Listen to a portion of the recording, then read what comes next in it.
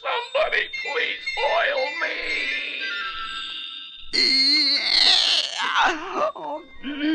Oh, that's better. Hello there.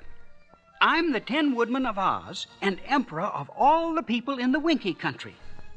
I'd like to tell you a story of a wonderful adventure which befell me and some of my good friends in Oz. It all began on the day the Royal Convocation and Convention of Oz was held in my castle. You see, this honor was traded about. Sometimes the Royal Convocation and Convention was held in the Emerald City, sometimes in the castle of the Scarecrow, and sometimes in the royal lair of the Cowardly Lion. This day was my turn, and I was greatly honored, as all of the notables of Oz were present in my great hall. Ozma was there, and Dorothy, and Toto, of course, and the Scarecrow, and the Cowardly Lion, all the famous people that you know so well. As Ozma was just going to call the Royal Convocation and Convention to order with her gavel studded with emeralds, she paused and began listening to the sound of a boy singing a beautiful song. He was outside the castle, but the song was clearly heard in the great hall. We all listened. I dream of true love, true love. Somewhere I'll find her, find her. I hope that someday my dream comes true. I dream of true love, dreaming of you. I keep on wandering, wandering. I wander here, there.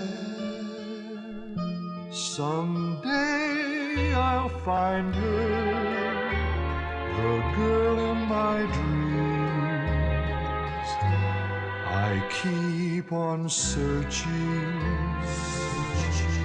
searching for true love.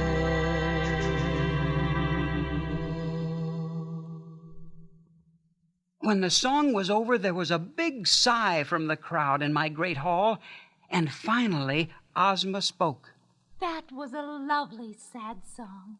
Bring the young man into the hall. I would like to talk to him. And so it was done.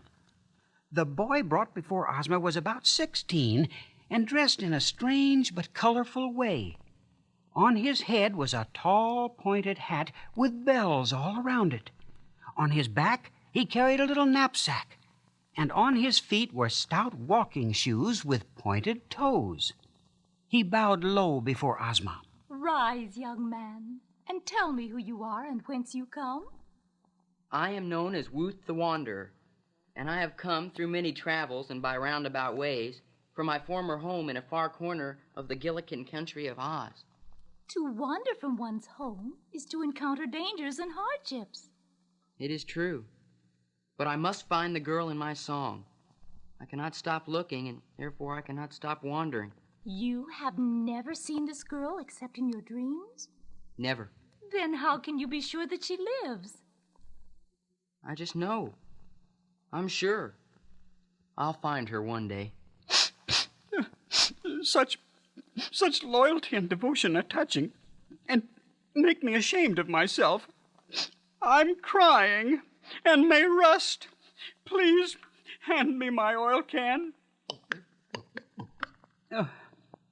Oh, Emperor of 10, why should you be ashamed of yourself? Because I deserted the girl that I love. Why would you do a thing like that? Oh, it's a long story. Tell it to the boy and to all of us, Tin Woodman. Perhaps we can find a way to help you both. I was not always made of tin. For in the beginning, I was a man of flesh and bone and lived in the Munchkin country of Oz. I was a wood chopper by trade. I lived in a little hut by the edge of the forest, and my life was one of much content until I fell in love with a beautiful Munchkin girl whose name was Nimiami. She was the most beautiful girl I had ever seen. But she was obliged to work from morning till night for the old witch of the East, scrubbing and sweeping her hut and cooking her meals and washing her dishes. She had to cut firewood, too, until I found her one day in the forest and fell in love with her. After that, I always brought plenty of firewood to Nimiami, and we became very friendly. Finally, I asked her to marry me, and she agreed to do so. But the witch happened to overhear our conversation, and it made her very angry, for she did not wish her slave to be taken away from her. So she enchanted my axe so that it slipped and cut off my right leg. That's awful. Oh, yes. It was a seeming misfortune, for a one-legged woodchopper is of little use in his trade. But I would not allow that witch to conquer me so easily. I knew a very skillful tinsmith at the other side of the forest, so I hopped on one leg to him, and he soon made me a new leg out of tin. Your friend must have been a wonderful workman. Oh, he was indeed. But wait until you hear the rest of it. Since Nimiami still loved me, the witch was still very angry and successively enchanted my axe to cut off all my limbs one by one, and then my head. Each time, the tinsmith fashioned a new part out of tin, until I finally became as you see me today. But, Emperor, why were you not killed when you were chopped to pieces? Oh, in the land of Oz, no one can ever be killed. Didn't Nimiami love you when you became a Tin Woodman? On the contrary, she loved me more than ever. But I found I no longer loved her. My tin body contained no heart, and without a heart, no one can love. But everybody knows the Great Wizard of Oz gave you a heart. He did, but it was only a kind heart, not a loving heart. I don't think he gave you a very kind heart. Why do you say that? Because it was unkind of you to desert the girl who loved you and who'd been faithful and true to you when you were in trouble. Had the heart the wizard gave you been a kind heart, you would have gone back home and made the beautiful Munchkin girl your wife, and then brought her here to be an empress and live in your splendid tin castle. Oh, you are right. And that's why your song and story touched me so. Oh, there's nothing to prevent you from seeking out Nimiami now. Perhaps you should accompany Woot on his wanderings. It's better to have company when one travels. Oh, I'd like that. Will you come with me, Emperor? I surely will. We can start bright and early tomorrow morning. I've always been a very romantic fella, but I have no wife. May I come too? Surely, Lion. We'd be proud to have you accompany us. Being made of straw, although with very good brains thanks to the wizard, I had thought I would be a bachelor for life. But do you suppose? I think you should go along with them, Scarecrow. You can never tell. Maybe there's a Scarecrowess waiting for you somewhere. I wish Godspeed to the party, as I am sure do all the people of Oz assembled here. Goodbye, farewell, bon voyage. Have a safe journey. Goodbye. So bright and early the next morning, our little party set out, heading first for the Munchkin country, where it was hoped that Nimiami still lived. It didn't make any difference to Woot which way he wandered, and the Lion and the Scarecrow felt it should be our first business to try and find Nimiami. As we traveled, we entertained each other with stories of adventures we had had, and we listened to the Scarecrow recite poetry and sing songs. One of our favorites was his Ode to Straw. What sound is so sweet as the straw from the wheat when it crunkles so tender and low? It is yellow and bright, so it gives me delight to crunkle wherever I go. Sweet, fresh, golden straw, there is surely no flaw in the stuffing so clean and compact. It creaks when I walk, and it thrills when I talk, and its fragrance is fine for a fact. To cut me don't hurt, for I've no blood to squirt, and I therefore can suffer no pain. The straw that I use doesn't lump up or bruise, though it's pounded again and again. I know it is said that my beautiful head has brains of mixed wheat, straw, and bran, but my thoughts are so good I'd not change if I could for the brains of a common meat man. Content with my lot, I'm glad that I'm not like others I meet day by day. If my insides get musty or mussed up or dusty, I get newly stuffed right away. The first night, we bedded down in a field. Woot used the scarecrow's stuffed body as a pillow, and I stood guard. The next morning, after Woot and the lion had their breakfast, we started off again, and soon found a strange sign which read, "All strangers are warned not to follow this path to Loonville." We had some discussion as to whether we should avoid Loonville, but Woot insisted that we go there despite the warning, because the girl of his dreams might be a prisoner of the loons. So we went ahead warily through a dark forest, until at last we came to a clearing in the center, and there we saw a curious sight. There was a whole group of loons playing together, some working, some gathered in groups talking. They were round and ball-like, round in body, round in legs and arms, round in hands and feet, and round of head. They wore no clothes on their puffy bodies, nor had they any hair. Their skins were all of a light gray color, and their eyes were merely purple spots. When they spied us, they all rushed forward, running and bounding with tremendous speed. When they hit us, it didn't hurt Woot and the lion, nor, of course, the scarecrow and me. But there were so many of them, they swarmed all over us and bound us up with vines. They dragged us to see their king, whose name was Baum. He condemned us to be punctured. And so one of the loons got a very long, sharp thorn and stuck it into the scarecrow. Naturally, it didn't hurt him a bit. Then they tried me, and my 10 almost blunted their thorn. But when they stuck it into Woot, he yelled, "Ouch!" and kicked out so strongly the frail vines binding him were broken. Woot, in breaking free, grabbed the thorn and began sticking loons right and left, all of which popped and collapsed. When the rest of the loons saw what was happening, they rolled away, and in a jiffy, Woot had us unbound and free. We lost no time in getting away from Loonville.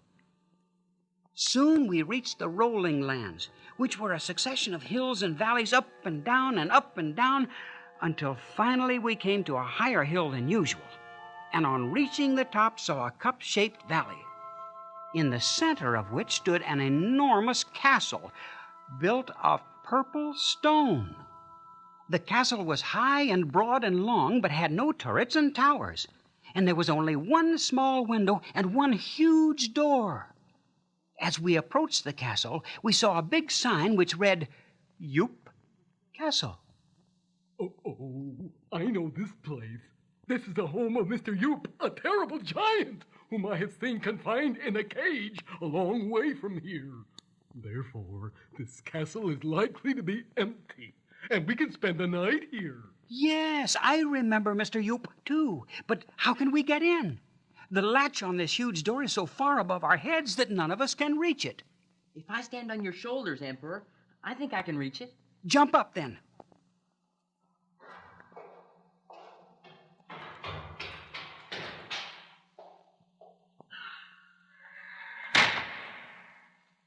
Since the latch is on the outside, we're trapped in here now. Well, we might as well spend the night and see about getting out in the morning. It was quite dark in the hallway, but we stumbled forward toward where we saw some light, and soon came to a door which led into an enormous chamber, the walls of which were lined with plates of pure gold, highly polished. In the center of the room was a great table at which sat an immense woman clad in silver robes. Over this fancy dress she wore a little apron, not at all in keeping with the handsome gown. Sitting beside her was an enormous giant cat. The giantess had her back to us and did not even turn around, but finally said in a deep voice, "Why don't you come in and allow the door to shut? When I get cross, I'm liable to do something wicked. What excuse do you offer for being here? We didn't know anyone lived here, madam. Wishing to find a place to sleep, we ventured to enter your castle. You knew it was private property, I suppose. We saw the words Yoop Castle over the door, but we knew that Mr. Yoop was a prisoner in a far-off land and decided that there was no one here now, so we just thought we might use the castle for the night. What you didn't know is that Mr. Yoop is married, and that after he was cruelly captured, his wife still lived in his castle and ran it to suit herself. How come you weren't captured at the same time? I was too clever for them. I saw the people coming, and knowing they meant mischief, I transformed myself into a mouse and hid in a cupboard. After they had gone away, carrying my husband with them, I transformed myself back to my former shape again. And here I've lived in peace and comfort ever since. Are you a witch, then? Well, not exactly a witch, but I am an artist in transformations. In other words, I'm more of a Yookoohoo than a witch. And of course you know that Yookoohoos are the cleverest magic workers in the world.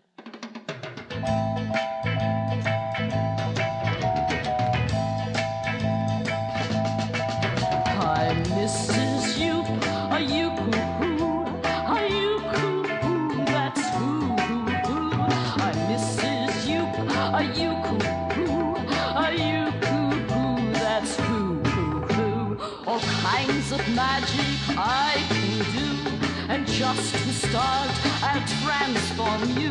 For you, I'll pick a special shape, a warty toad, a mangy ape. A single pass with my magic tape is all it takes to change your shape.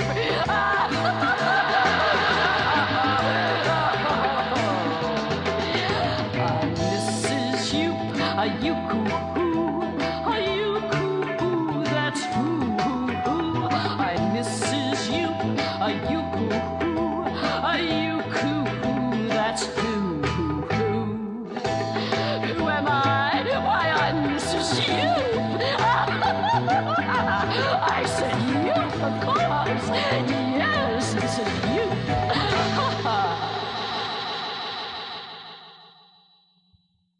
Are we to consider you are our friend, Mrs. Yoop, or do you intend to be our enemy? I have no friends, but I'm not your enemy, not yet, anyhow. Indeed, I'm glad you have come, for my life here is rather lonely. I've had no one to talk to since I transformed Polychrome, the daughter of the rainbow, into a canary bird. How did you manage to do that? Polychrome is a powerful fairy. She was, but now she's a canary bird.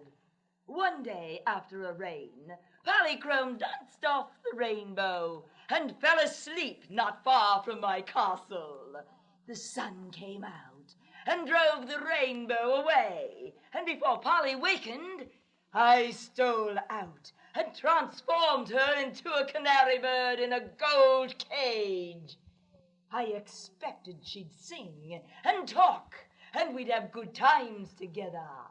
But ever since the transformation, she has refused to speak a single word. Where is she now?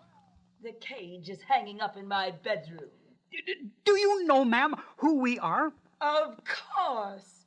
A tin man, a straw man, a lion, and a boy. We are very important people.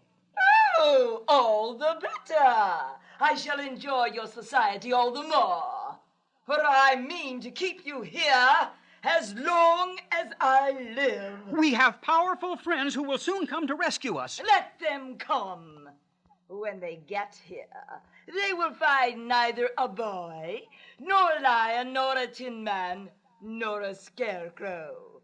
For tomorrow morning, I intend to transform you all into other shapes so that you cannot be recognized. I don't want to be transformed. And what are you going to turn me into anyway? I haven't decided yet. If Ozma knew that you dared to work magic without her consent, she would punish you severely. A fig for your Ozma. What do I care for a girl whom I have never seen and who has never seen me? But Ozma is a fairy and a very powerful one. Also, we are under Ozma's protection, and to injure us in any way would make her extremely angry. What I do here in my own private castle can never be known to Ozma. I am going to bed now, and in the morning I will give you all new forms. Good night and pleasant dreams. With that, Mrs. Yoop walked through a doorway into her bedroom and closed the door behind her. As she did so, all the lights went out, and we were left in pitch blackness. The Scarecrow and I didn't mind the dark at all, but it frightened Woot and worried the Cowardly Lion. I don't like this at all. I don't want this big lady, this here Yookoohoo, fooling around with me. I don't either. Can't we escape? Can we send a message to Ozma? We're locked in, and we'll just have to wait until morning. Perhaps with our brains, we can find a way to outwit Mrs. Yoop before she does any harm to us. But the Scarecrow was wrong. For in the morning, even before she had had her breakfast, Mrs. Yoop worked her Yookoohoo magic on all of us. First, she turned me into a tin owl, saying that I was a very solemn person. Then she turned the Scarecrow into a small brown bear, but stuffed with straw. Then she turned the Cowardly Lion into a mouse, saying that he had about as much courage as a little pitiful mouse. Finally, she turned Woot into a green monkey. Then she went into her bedroom and brought out Polychrome in her golden cage. Polychrome, permit me to introduce to you a green monkey, which used to be a boy called Woot, and a tin owl, which used to be a tin woodman, a mouse, which used to be a cowardly lion, and a straw-filled brown bear, which used to be the Scarecrow of Oz. Are you really my old friend, the Scarecrow? Oh, that's the first time she has spoken since I transformed her. I am really your old friend, but you must pardon me for appearing just now in this brutal form. I am a bird as you are, dear Polly, but alas, a tin owl is not as beautiful as a canary bird. Little much like being a mouse. And I hate being a green monkey. How dreadful it all is. Couldn't you manage to escape from this terrible Yookoohoo? No, they can't. You are all helpless and in my power. So you may as well make up your minds to accept your fate and be content. I am now going out for my morning walk. Open!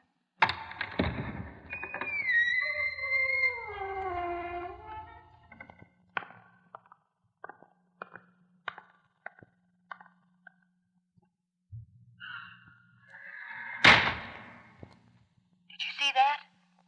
She just said opened, and the door opened magically. I'm going to try it. You're wasting your breath, Woot. You cannot open any door or window in this castle unless you are wearing the magic apron. You mean that funny little lace apron Mrs. Yoop always wears? That's the one. No, I don't think the mouse or the owl or the bear could steal the apron. But perhaps the monkey could hide in her room tonight and get the apron while she is asleep. I'll try it tonight.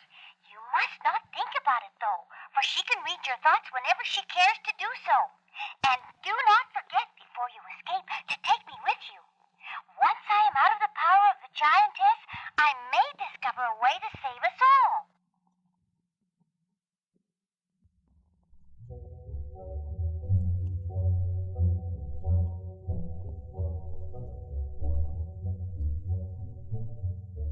As soon as Mrs. Yoop was in bed, the lights all went out. But Woot the monkey had hidden himself under her bed.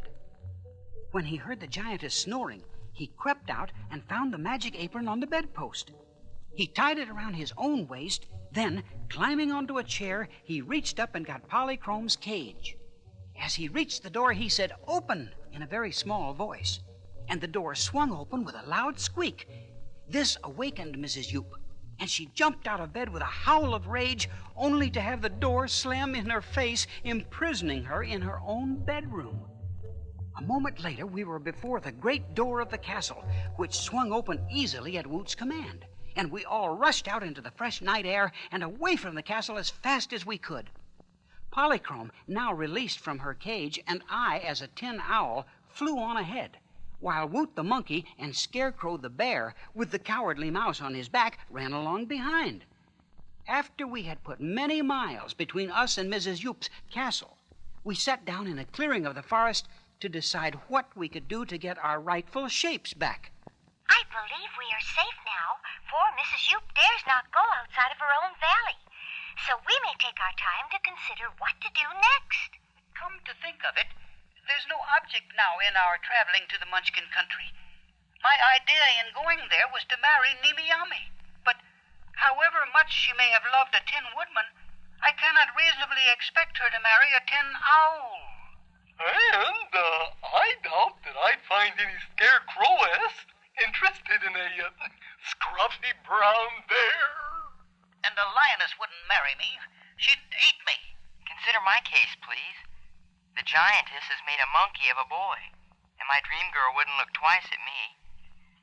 I much prefer being a girl to being a canary, but Mrs. Yoop has said that none of her transformations can ever be changed. Oh, they do. Terrible. I believe if we could get to Glinda the Good, who's the most powerful sorceress in Oz, she might find a way to restore us to our natural shapes. That's a very good idea. Glinda's castle is in the Quadling country. Let's start for there at once. I'm tired. Let's sleep a little first. Of course. You and the mouse and Polly need sleep. I keep forgetting, since I don't need any more sleep as a Tin Owl than I did as a Tin Woodman. So while Woot and the lion and Polly slept, the Scarecrow and I talked the night through about our misfortunes and how we could regain our rightful shapes. What we didn't know was that at the time, Ozma was in the magic television room of Ozma's palace in the Emerald City. She had seen our transformation by Mrs. Yoop and our escape, and had decided to intercept our journey and see if she couldn't restore our natural shapes. She decided she would set out the next morning in the red wagon, pulled by the wooden sawhorse, which was her favorite steed. The next morning we set off toward the Quadling country, and we had a long, hot hike before we reached any civilization. But as we came out of the woods about noon, the first house that met our view was that of our friend Ginger. We were sure that she would provide lunch for Woot, the lion, and Polly, and so we went right up to the house, and finding the door open, walked in. There was no one at home, so we made ourselves comfortable until Ginger should return.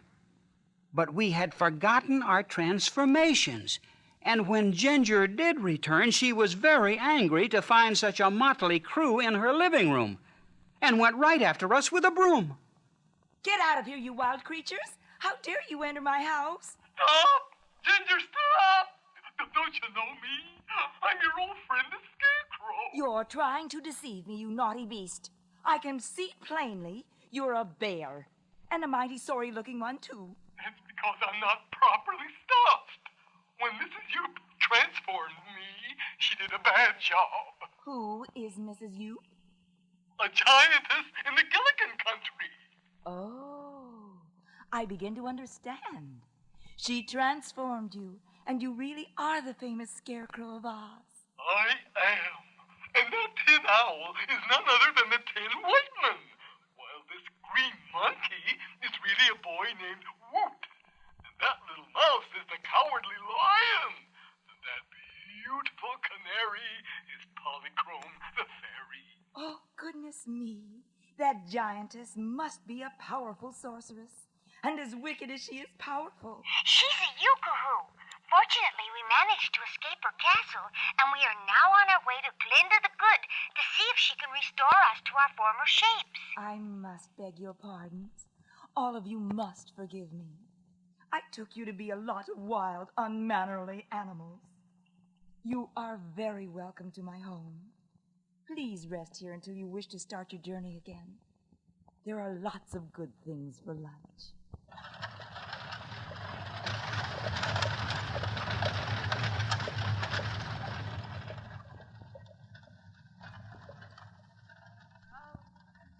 Look, it's Ozma in the red wagon, pulled by the wooden sawhorse.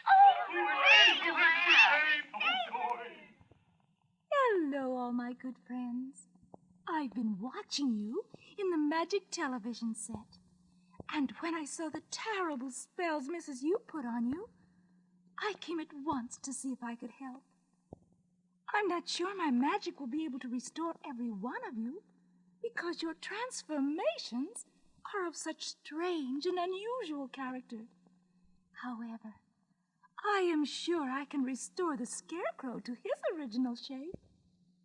He was stuffed with straw from the beginning, and even the Yookoohoo magic could not alter that. So I feel confident I can make a man of the bear again. As for the Tin Woodman, his case is much the same. I can restore him. That's a great relief. May I be next, Ozma? Oh, your case is different. I shall have to experiment on you, and I may fail in my attempts. I trust you, Ozma. Please try.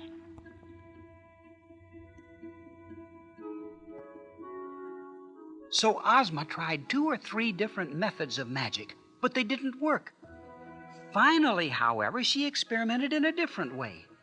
She transformed the canary into a dove, then transformed the dove into a speckled hen, then changed the speckled hen into a rabbit, and then the rabbit into a fawn. And at last, after mixing several powders and sprinkling them on the fawn, the Yookoohoo enchantment was suddenly broken, and suddenly before us stood one of the daintiest and loveliest creatures in any fairyland in the world. That left Woot as a green monkey and the Cowardly Lion as a mouse. Ozma explained sadly that since they were flesh and blood, not tin or straw or a fairy like Polychrome, that the problem was much more serious.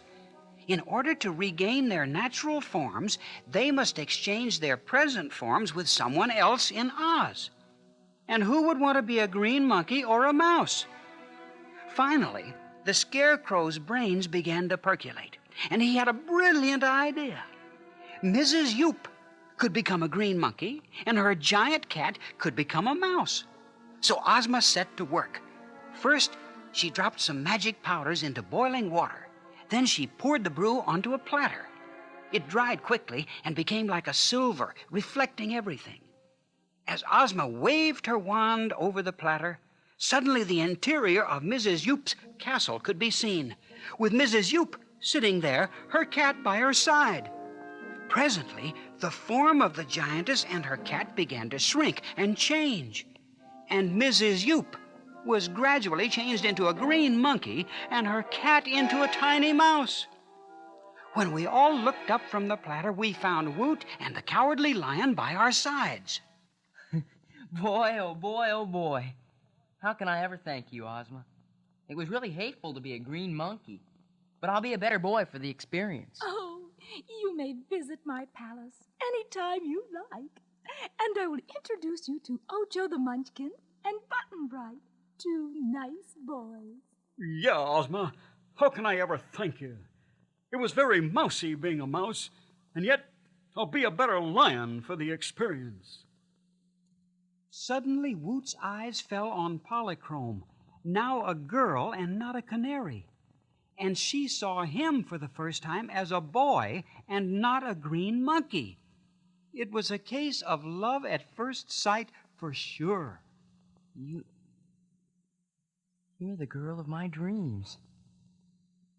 No wonder I couldn't find you. You were a bird.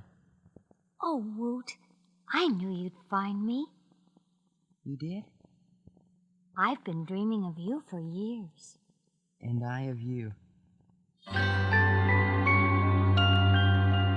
found my true love.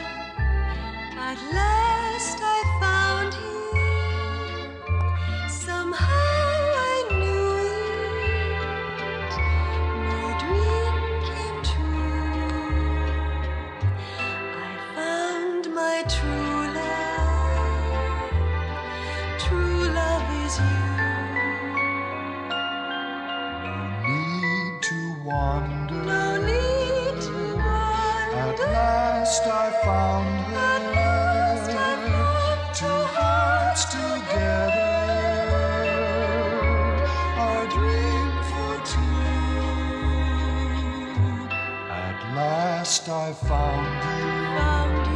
Found you. You are my true.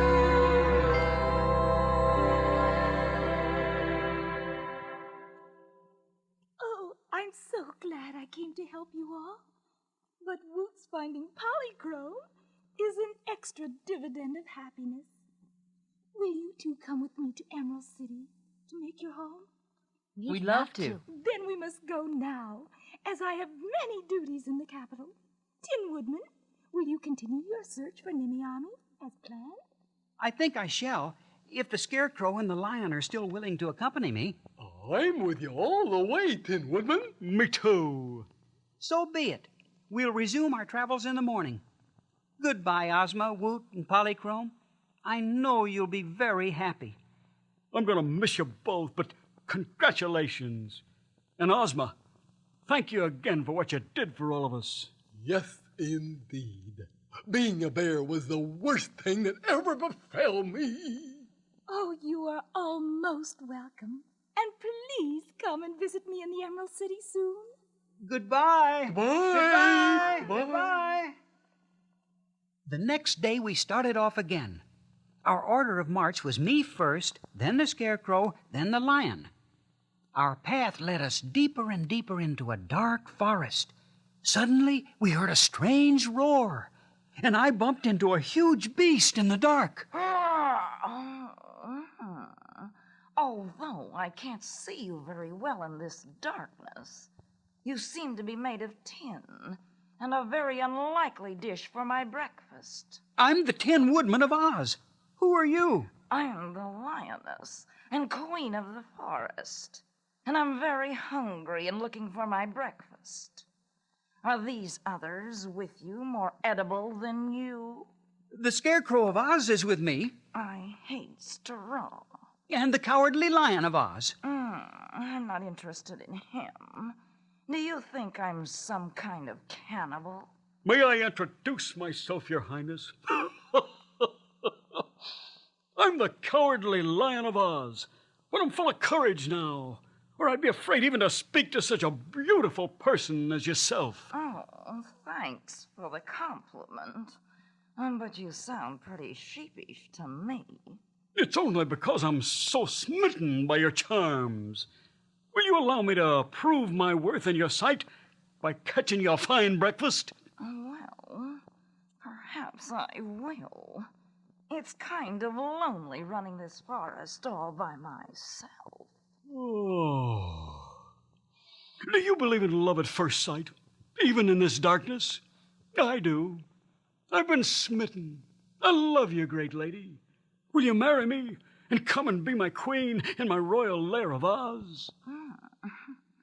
Don't mind if I do.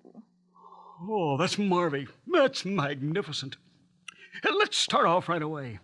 Would you mind, Tin Woodsman, if we left your party? Not at all, Lion.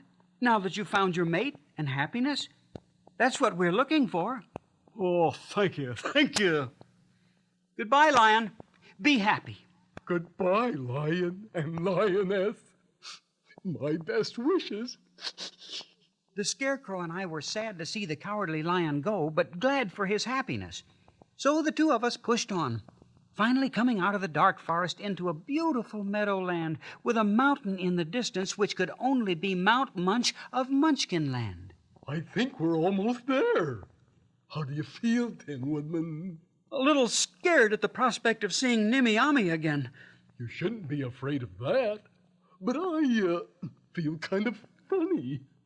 Funny or unfunny funny? Unfunny funny. I feel something bad is going to happen. Why? Well, everything is going well, and Whoop found Polly, the lion found his lioness, and it's such a beautiful day. And we're almost to our destination. Well, I just feel that something's sure to go wrong. Where are you anyway? All of a sudden I don't see you. I'm right here, but I can't see you either. Oh, my goodness, I can't even see myself. You see, I told you something was going to go wrong. We're in that terrible, invisible land. That's at the edge of Munchkinland. Let's see if we can find each other and hold hands and get out of here. I smell straw! I smell straw! And I'm a hippo giraffe who loves straw and eats all he can find. I want to eat this straw. Where is it? Where is it? It's away over that way. I think it's over this way. Aha! But you're a terrible tin thing. I can't eat tin. I want straw. Where is it? I took hold of the Scarecrow's hand, and we ran as fast as we could, and suddenly we were out of the invisible land just as quickly as we had entered it. But now that we could see again, there was another obstacle to our reaching Munchkinland. It was a deep and impassable crevice. Suddenly, we heard a fierce growl, and out of the invisible land marched a huge beast with a thick, leathery skin and a surprisingly long neck. Oh, dear me. You must be the hippograph. Quite right. And you're the straw which I'm to eat for my dinner. Oh, how I do love straw. Keep away or I'll chop you with my axe. Would you really do that? Yes, I would. The Scarecrow is my friend, and he would be useless without straw stuffing. When one has made up his mind to have a meal of delicious straw and then finds he can't have it, it is certainly hard luck. What good is the straw man to you or to himself when this big ditch keeps you from going any further on your journey? Look, there's lots of hay on the other side of the ditch. Why don't you stretch your neck across and eat hay? I have done that, but I much prefer straw. Why don't you be a good guy and stretch your neck across the ditch and help us over to the other side? I might do that, if you'd allow me to eat the straw with which your friend is stuffed. Never. It's the only way, Emperor. Give him my straw and carry the rest of me with you across the ditch. Once on the other side, you can get some of the hay and stuff me again. It's rather humiliating to have to be stuffed with hay when one is used to straw. But it's the only way to get to Munchkinland and find Nimiami. So that was what we did. The hippo giraffe enjoyed his lunch very much and then helped us across the ditch. Once on the other side, I quickly cut enough hay to stuff the Scarecrow again, and we went on our way up the slopes of Mount Munch. Far off in the distance, we saw a small castle glittering in the sun. As we came closer, we could see that it was made all of tin, like my own castle in the Winkie country.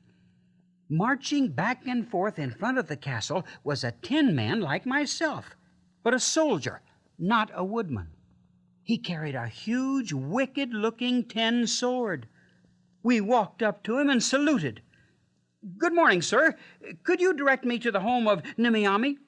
Who are you? "I'm the Tin Woodman of Oz, and this is my friend, the Scarecrow of Oz." Well, then you're the man I'm guarding Nimiami from. At last you're here so I can kill you. With that, the soldier lashed out at me with his terrible sword. I defended myself as best I could with my axe. It was a terrible fight, and a noisy one. During the heat of it, I heard a cry from the tin castle and looked, and there was Nimmy Ammi at the window crying, "Help me, Tin Woodman, save me!" With that, I began fighting with a fury I did not know I possessed, and soon had the soldier at my mercy. I didn't kill him, for I don't believe in killing, but I securely bound him to the gate of the castle and then rushed inside. Oh, Tin Woodman, you've come at last. It's been so long and so lonely being a prisoner. I love you, Nimmy Ammi. Will you marry me? Oh, yes, yes. Who is that tin soldier outside, and why was he holding you prisoner? His name is Captain Fighter, and it's partly my own fault that he exists. After you left me, Tin Woodman, I mourned you so and missed you so much that I did a foolish thing. I asked the tinsmith who helped you to make me a man of tin like you. I was going to run away from the evil witch with this new man of tin. The plan succeeded, except for one thing. Just as we were making our escape, the witch caught sight of us and put 2 thoughts into the soldier's head, only 2. The first, that he should keep me prisoner, and the second, that he should kill you, Tin Woodman. He almost did. If I hadn't heard you cry out, I think he would have killed me. I think you should have killed him. No, we will take him as our prisoner to the Emerald City, where perhaps Ozma can put some better thoughts into his head. I think we should start for the Emerald City at once. But you haven't found a scarecrowess. Perhaps I'm fated to remain a bachelor.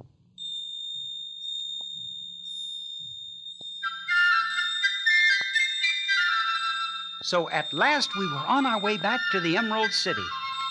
The journey seemed short compared to the one we had just taken. When we arrived there, Ozma declared a national holiday for the wedding of Nimmy Ammi and myself. Everyone came from all parts of Oz. It was a marvelous celebration. At the wedding feast, to celebrate the marriages of Woot and Polychrome, the Cowardly Lion and the Lioness, and Nimmy Ammi and myself, Ozma made an announcement. We are gathered here to celebrate the marriages of these 3 wonderful couples. But magic willing, I'd like to add a 4th. There is one among us who has been a faithful and true friend to us all. Never more than recently, when he gave his straw to enable the Tin Woodman to reach Munchkinland and his beloved Nimmy Ammi. But he's lonely and wishes to marry. I'd like to present an enchanted and enchanting girl to him, and hope that he and she may fall in love at first sight, as has happened to so many of us. Behold, the Scarecrowess of Oz. I'm at a loss for words. I tell you, you're so beautiful. Oh, it's all Ozma's doing. She fitted me with some of her finest gowns and got the wizard to give me some special brains like yours. I was in love with you before the first sight. Oh, I'm so happy. I'm so happy. Thank you, Ozma. Thank you all. So, our wonderful adventure ended with yet another marriage.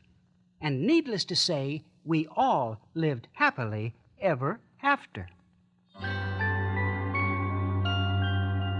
found my true love. At last I found him. Somehow I knew it. My dream came true. I found my true love. True love is you.